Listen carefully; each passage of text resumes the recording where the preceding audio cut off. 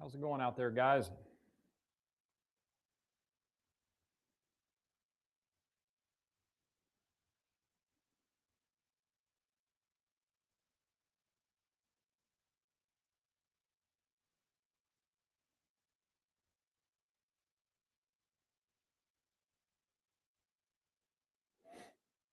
Hey, Scott, how's it going? John C., it's good to see you on here, guys.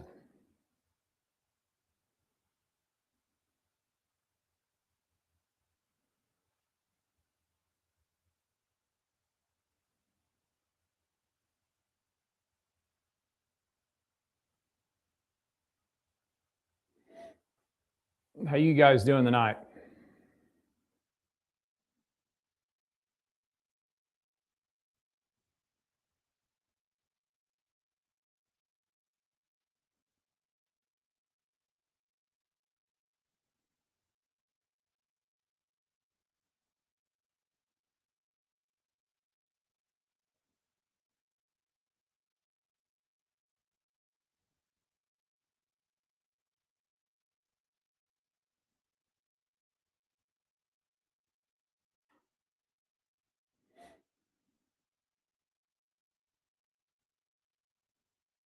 Sorry, guys, work never stops. The emails are still pouring in tonight. Everybody's out there trying to get stuff planted. Ricky, good to see you. Mike, good to see you. Scott, I hear you. It's hot, isn't it, man? It's been hot, hot. We had a heck of a storm roll through here about 4 o'clock. I mean a bad one. That actually knocked out some power. It knocked out Wi-Fi and everything finally just came back on about a half hour ago. I thought I was going to have to cancel. So hopefully it's showing us a strong signal. So hopefully it is for you guys. But man, it cooled off. It's like 68 degrees outside. It was like 98. It was crazy hot and humid. But for some people not getting any rain, such as myself down on the properties, the humidity's keeping these plants growing. So it looks like I may have just got some. I got to go shoot some footage tomorrow. So I'll get down there and look and see if I got any down there or not. I know I sure did here at the house. We got hammered. Mike got 5 plots done today. Game changer, lights out, no sweat. Booner, grade 8. That's a long day, bud. You got that right. Mike, you're talking about your block pick one. I don't know about that. I'll tell you what, guys, I've had some good ones roll in. Had some real good ones come in. I almost used one of them today, building some content, but I got to wait. Got to see.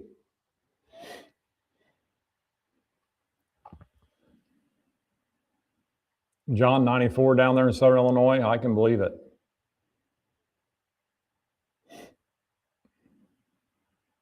The humidity's so bad down there, you probably got to use a boat to get down the driveway. Well, like I said on a few of these before, this topic tonight is about a 5-minute conversation. Very easy conversation. So if you guys got anything you want to talk about, just let me know, throw it in here and we'll talk about it and discuss it. But when it comes to maintaining your annuals, there's not a lot you can do. You know, we've already discussed over the last couple of months a lot of things that you can do for them, and but we'll kind of do a little recap tonight on that, kind of explain to you what you can, can't do, and then if we got some Q&A, we'll do it. If not, we'll call it a night and enjoy the evening. So again, very, very easy topic. I do got to stress something though. You guys will see some pictures here. I don't know if I'll post them tomorrow, but it might be the next day on the Antler King page, the deer management page. I planted my trusty honey hole slam dunk, which is the only thing I plant. Unless I don't get it in. I can't get it in because of drought and all that. I'll plant lights out later, but honey hole and slam dunk is always on my property. Any property I ever own will have that mixture on it, no matter what comes out in this industry. But I planted on the 5th, and it was so dry. You couldn't even see what color my white and blue tractor, you couldn't even tell it had a blue on it anywhere. I'm talking powder dry, tricolor packing, it is just powder. And to my surprise, we have not got one drop, no rain. And I've called the pack over trying to pull moisture up, and there's no moisture to pull up. And thank goodness I got trail cam pictures of it, because nobody believed me. But I got about 3 inches of growth on the 10th. So 5 days later, I got 3 inches of growth. It's a green carpet. I cannot believe it. I don't know how it happened. It never happens that way for me. But I'm going to throw a post out there just showing you what it did with the trail cam pics that are all dated and time stamped. So I guess what I'm trying to say is I'm no better than anybody else, but just don't think of this dry. This humidity plays a big factor, man. That's the only thing that could have made these plants germinate, is the humidity. And we have had some ungodly humidity. It's been horrible. So that's the only thing I can see doing it. And only thing I talked to a couple of good buddies of mine. We all came up to the same scenario. The humidity had to be the huge factor in getting that stuff to germinate, but I'm still blown away. And I did plant, actually, I got a little bottom piece that off of a power line, maybe 200 foot long, goes down into a creek bed, that every year I plant, no sweat on it. And which that stuff would grow in the driveway out here. So it didn't surprise me to pull up there and see that green. But the honey hole slam dunk with no moisture, it just blows me away. So don't think it can't happen to you guys, because it definitely can. If it can happen to me, it can happen to anybody. My wife is about ready to divorce me because I have been screaming bloody murder because I ain't getting any rain. And as I'm standing on the front porch with 80-mile-an-hour winds blowing by and tree branches blowing by and the rain beating me to death on the front porch of the house, I was trying to pull up the radar with no service because Wi-Fi was down. I finally turned the Wi-Fi off, got it on my phone, and it showed all the rain was missing me at that time down there. And I was let's just say I was upset. So yeah, she's going to divorce me if I don't get rain down there. And hopefully, by the way the trail cam pics look, it looks like I got it. So you guys pray for me. If not, I might be divorced tomorrow. So we'll see.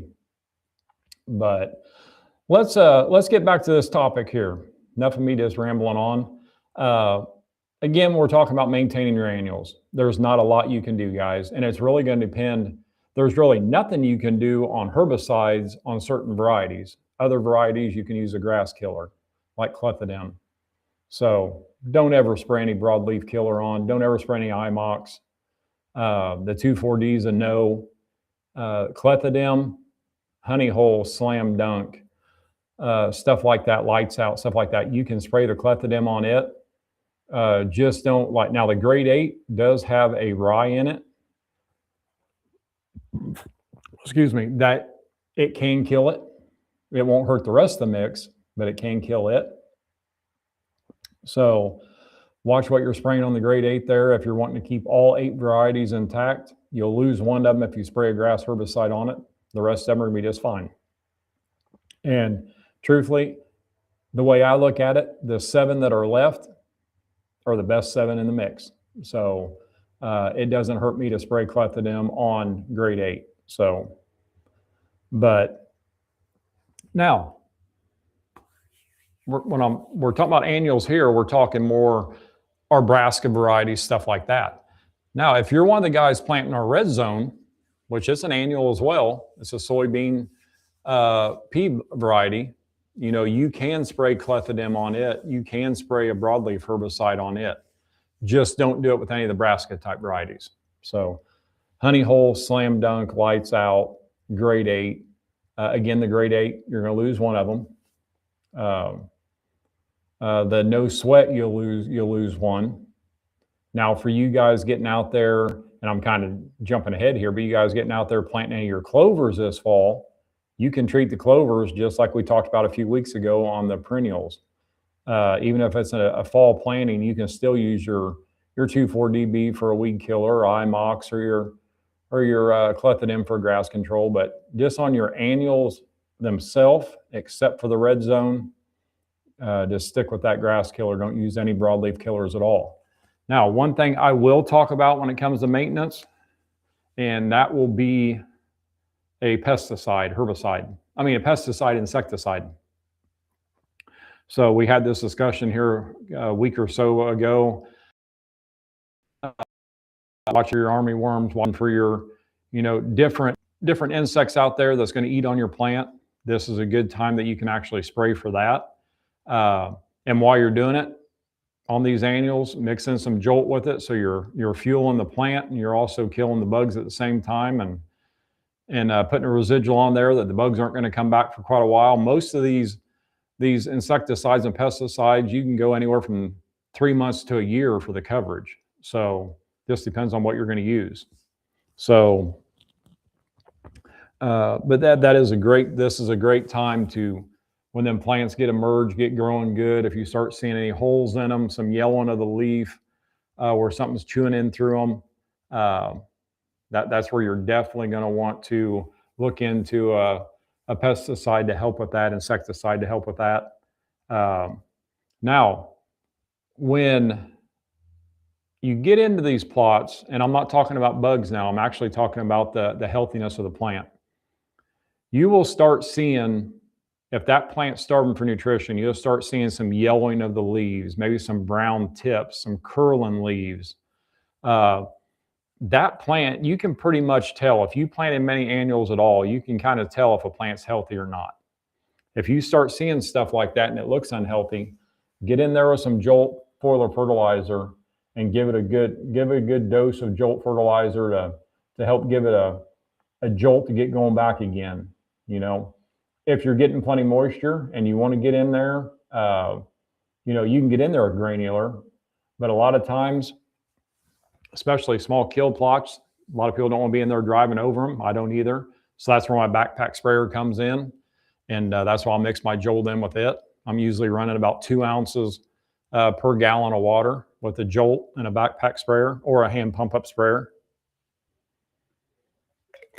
But that's about all the maintenance you really have, except rain dances. You know, my legs hurt so bad for the last month, me trying to do a rain dance before planting and after planting. I mean, that's pretty much all the maintenance we got there to get anything through like this.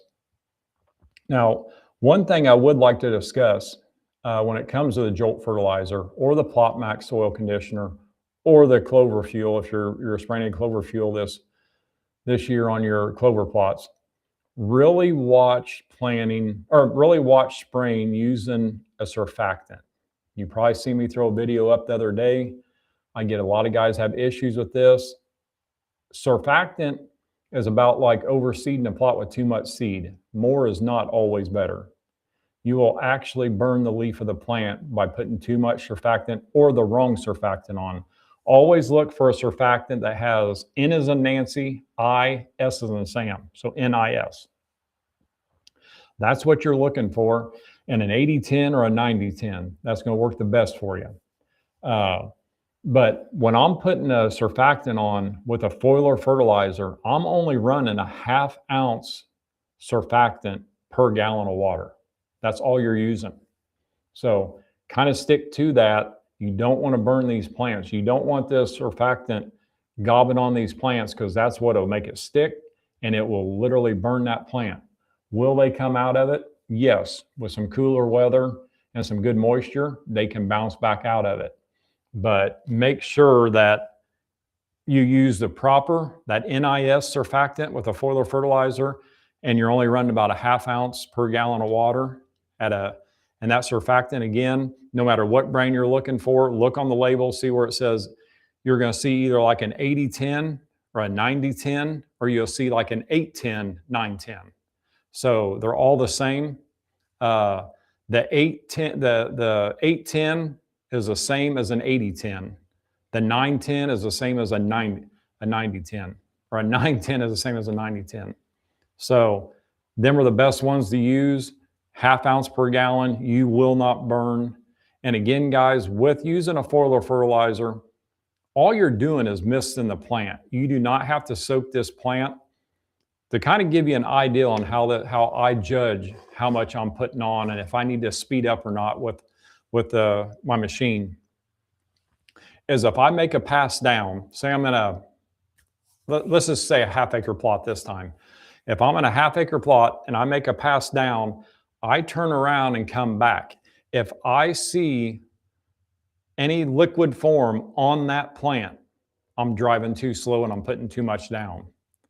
I want that, as soon as it hits that, it's going to suck it right in.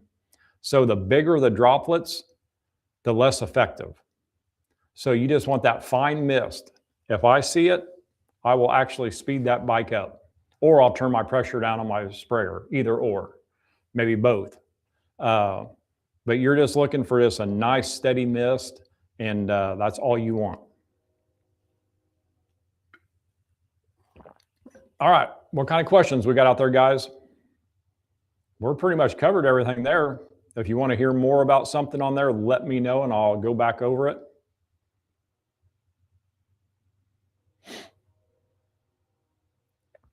Well, Scott, seeing bears on your trail camera? I bet. I wish we had them here in Illinois. I'd rather bear hunt than deer hunt.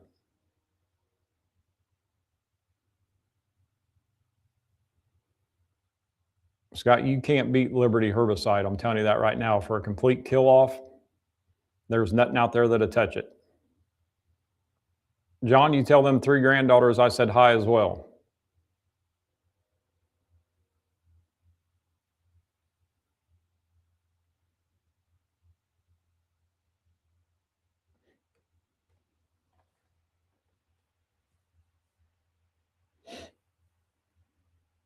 All right, guys, I ain't seen any questions. You got some questions, throw them my way.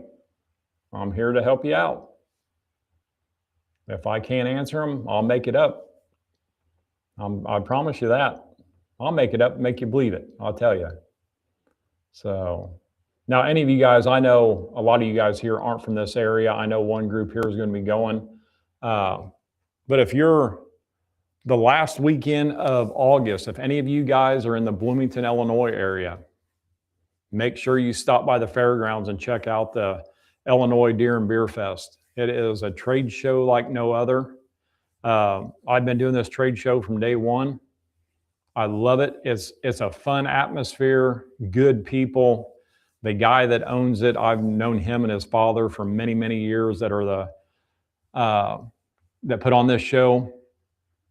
And actually, I just find out today, he just asked me if I do seminars. So I'll be doing seminars all 3 days there. So John Seats, it looks like you and Jesse will be watching the booth for an hour each day. So I just thought I'd throw that out there. I know you're going. I'll need some booth help. But yeah, if you've never been to the Illinois Deer and Beer Fest, you're missing out, because it's a good time. And the raffles that they put off there for drawings, it's a sold out show already, vendor wise. There are probably about 250 booths there. It's all the name brand dealers out there, or companies out there. You're not going there to buy gutter guards and mattresses for your bed. You're going there to buy hunting and fishing equipment.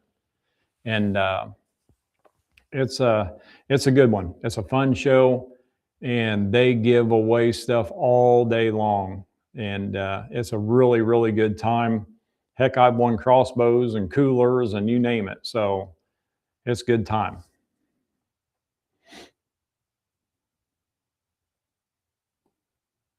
All right, let me see if I got any questions here. I don't see nothing popping in. I see everybody from earlier. You guys are going to make me shut this thing down early tonight.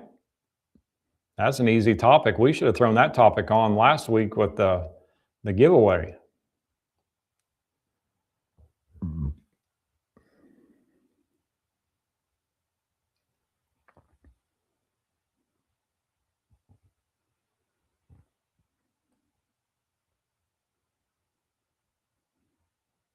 John, I know you're always up for a challenge.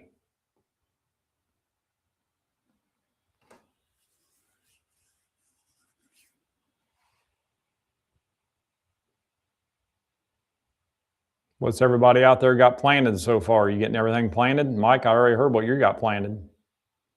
What's everybody else got planted?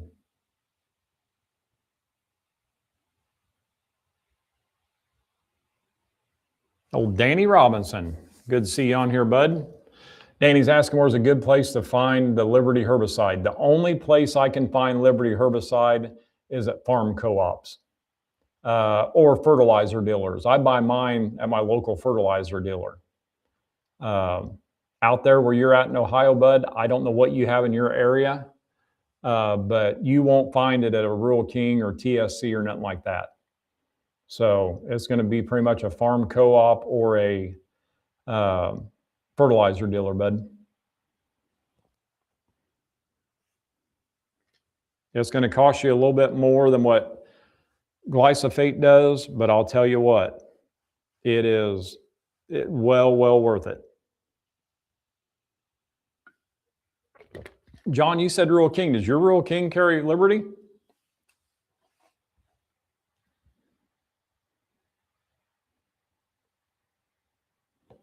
I know none of my box stores around here carries it. You ask them what it is, they don't even know what it is.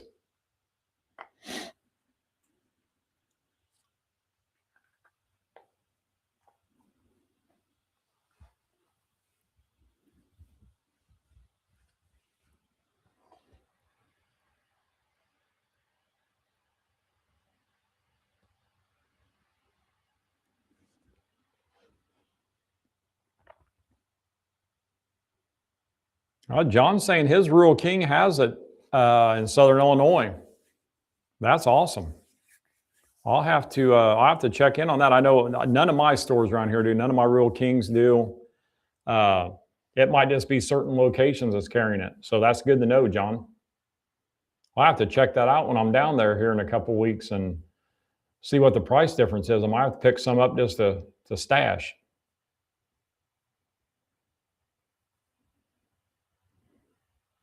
You're welcome, Danny.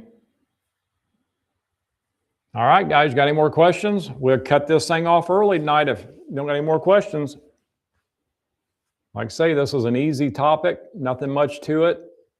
Easy peasy. So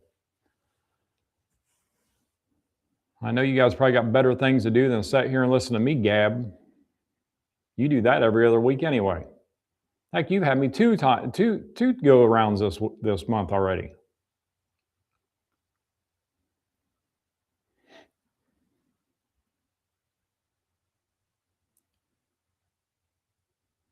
Wow, $179, 2.5 gallon jug. That's a little more than what I get at the fertilizer plant. I get, I think I'm 130, 134 bucks for 2.5 gallons.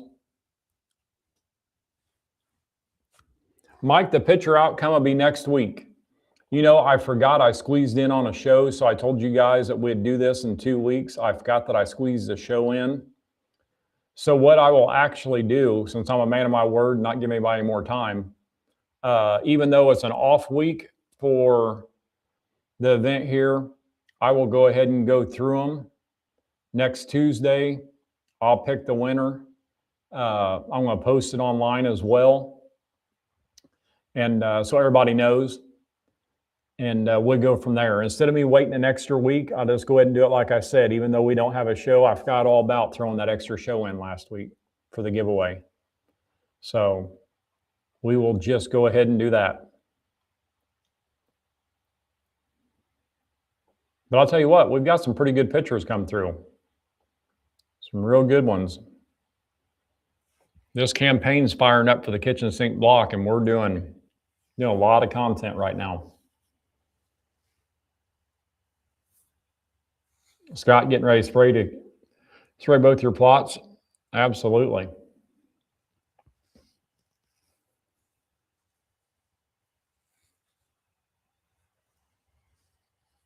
I just got some videos sent to me today Don Kiske with the Freaks getting his stuff ready down there in southern Iowa. It's been so wet down there he couldn't get in. He's working ground today getting honey hole and slam dunk planted. So see, it's drying up a little bit down in that area. I don't know what part of Missouri you're in, but I know that southern part where he's at there in Iowa, close to Missouri border, has been really, really wet. Mike asking about any tips for sandy soil. pH is a 6. Couple tips. Number one, Game Changer thrives in it. Slam Dunk thrives in it. Straight Radish will thrive in it. The No Sweat does pretty well in it. But the best thing you can do is get in there if you're going to be tilling or disking that ground, throw you some hay, some straw out, grass clippings, leaves, throw something in there and disc it in to help hold that moisture. You need some organic matter in there to keep it from filtering through.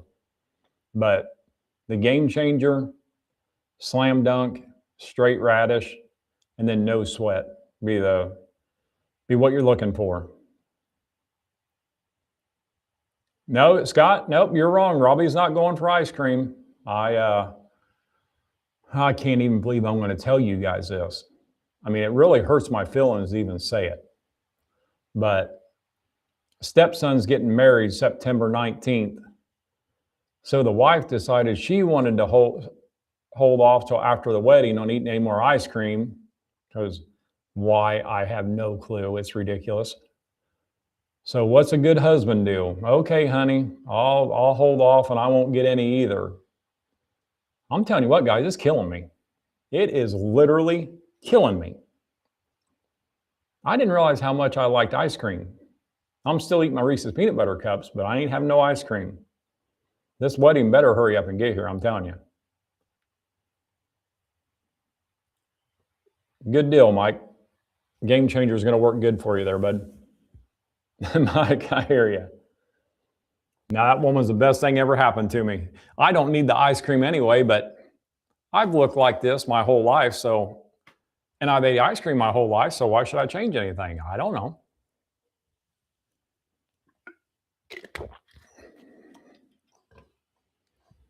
It ain't making my ears bigger. Thank goodness, because they're already big enough. So, don't know.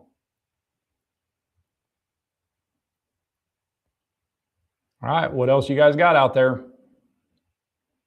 Now you got me thinking about ice cream. Man.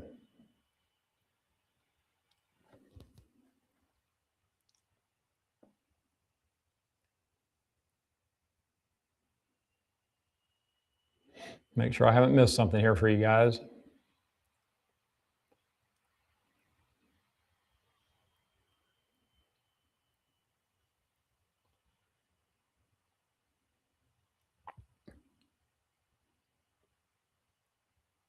It's strange not seeing my pro staffer Mark on here. Mark's always on here, but praying that everything's okay. He messaged me today and told me he might not be able to get on because they had to take his brother to the hospital. So hopefully his brother is doing well. I'm praying for him to get out of there. So hopefully everything's good to go. All right, guys, we're going to jump off here. We'll be back on in a couple weeks, and we got a bigger topic for a couple weeks, so it'll probably be an all-night thing there. So we will talk to you guys later. I appreciate you jumping on, and we'll see you here in a few weeks. Get a hold of me if you need something in the meantime. Take care.